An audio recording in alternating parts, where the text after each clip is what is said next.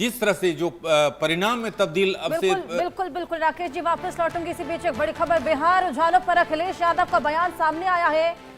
अखिलेश यादव का बयान, जिस तरीके से रुझान लगातार सामने आ रहे हैं, अखिलेश ने एसआईआर से रुझानों को जोड़ दिया है। जिस तरीके से एसआईआर को लेकर खासा आपत्ति लगातार दर्ज कराई गई थी और तमाम तरह की प्रेस कॉन्फ्रेंस राहुल गांधी द्वारा देखे गए थे, अब अखिलेश यादव रुझानों को एसआईआर से जोड़ रहे हैं, उसको लेकर बयान देते हुए नजर आ रहे हैं। बिहार रुझानों पर अखिलेश यादव का बयान, ये बेहद बड़ा बयान, जिस तरीके से रुझानों में एनडीए पूरी तरीके से प्रचंड बहुमत बनाए हुए हैं, अखिलेश ने इसको एसआईआर से जोड़ दिया है। एसआईआर का मुद्दा राहुल जी लगातार शुरुआत से ही खासा तूल पकड़ रहा था। हमने देखा तमाम तरह के प्रेस कॉन्फ्रेंसेस करके तमाम सबूत पेश किए गए थे। इसके बाद भी अभी हाल फिलहाल एक तरीके से चेतावनी की सामने आई थी, जब कहा गया था कि अगर रुझान एनडीए के पक्ष में आते हैं तो जनजी का प्रोटेस्ट छिड़ जाएगा और वोट चोरी का मुद्दा एक बार फिर उठने लगा था। तो ये देखिए एसआईआर से एक बार फिर इसको जोड़ दिया गया।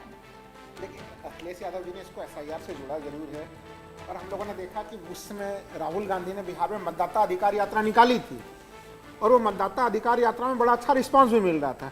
लेकिन फिर हम लोगों ने एक वो गैप भी देखा है हम लोगों ने कि अचानक से मतदाता अधिकार यात्रा समाप्त होती है, फिर तेजस्वी यादव अपनी एक यात्रा जो है कि वो अलग से निकाल लेते हैं। तो राहुल गांधी जी ने उस मतदाता अधिकार यात्रा को जहां पे छोड़ा था, एसआईआर के मामले को जहां पे छोड़ा था, फिर चुनाव के पहले तक बीच में अचानक से जो है कि गैपिंग की स्थिति बनी और एसआईआर का मामला वहीं छूट गया।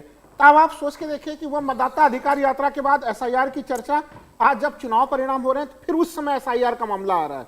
तो ये हमें लग रहा है कि कहीं न कहीं जो आंकड़े अगर हम लोग देख रहे हैं कांग्रेस के या फिर आरजेडी के, इनके एक स्ट्रेटजी की कमी मैं ये भी देख रहा हूं कि एसआईआर के मामले को उठाते हुए जो जन समर्थन मिल रहा था उसको उन्होंने बीच में ड्रॉप किया, उस मामले को छोड़ दिया, फिर ये दूसरे मामले पे आए। तो कहीं न कहीं इनके इलेक्शन कैंपेन में जो कंटिन्यूटी बननी थी वो कंटिन्यूटी की भी कमी हुई है, क्योंकि जिस अभी हम लोग लगातार बैठे हुए, आप सोच के देखिए ना कि आंकड़े एनडीए के खेमे के 196 की तरफ जा रहे हैं, तो वो आंकड़ों को हम लोग बढ़ता हुआ ही देख रहे हैं, वो घट नहीं रहा है।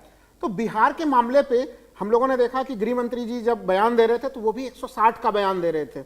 मनोज तिवारी अभी कह रहे थे यहाँ पे हम लोगों से बातचीत में कि 175 बोलते हुए भी जो है कि उनको लगता था कि बहुत ज्यादा अतिरेक वाला बयान ना हो जाए। लेकिन यहाँ पे जो सीटें हैं, जो संख्या है, वो उससे हर तरफ बढ़ते हुए नजर आ रहे हैं। तो ये ऐसे स्थिति में विपक्ष के लिए, जो महागठबंधन के लिए, ये चीज सोचना चाहिए कि वहां पे उनकी सीटें क्यों ना बढ़ी। तमाम जो है कि देखिए वीआईपी जिसको कि उप मुख्यमंत्री का पद जो है कि मुकेश सहनी को घोषित किया गया, इस तरह इस कदर स्लो है। बिल्कुल अगर आप वापस लौटेंगे, इसी की वेबसाइट देखें, मैं कॉन्स्टिट्यूएंसी के नाम गिना सकता हूं जहां आगे 7 राउंड हुआ, अपडेट 3 राउंड तक का हो रहा है, 2 राउंड तक का हो रहा है। तो ये यकीन के साथ कह रहे हैं कि 60 से 70 सीटें बहुत लोअर मार्जिन में है, लो हैंगिंग फ्रूट के रूप में है, और उसमें हमारा पूरा भरोसा है कि जब हमारे क्षेत्र का अगर उस सिलसिले को, पैटर्न को देखें तो ये परिस्थितियां बदल सकती हैं, इसकी पूरी संभावना है। आपके माध्यम से हम ये बात आपके समक्ष रखना चाहते थे। मुझे आपके सवाल में अच्छा लगा, आपने ट्रेंड कहा, प्री मैच्योर सेलिब्रेशन जो बीजेपी के लोग कर रहे हैं, ये ट्रेंड है। ट्रेंड का मतलब होता शुरुआती रुझान या प्रवृत्ति, और हमने इस तरह के रुझानों को बदलते और पलटते भी देखा है। Thank you.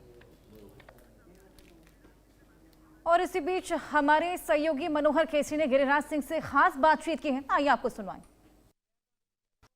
हमारे साथ केंद्रीय मंत्री गिरिराज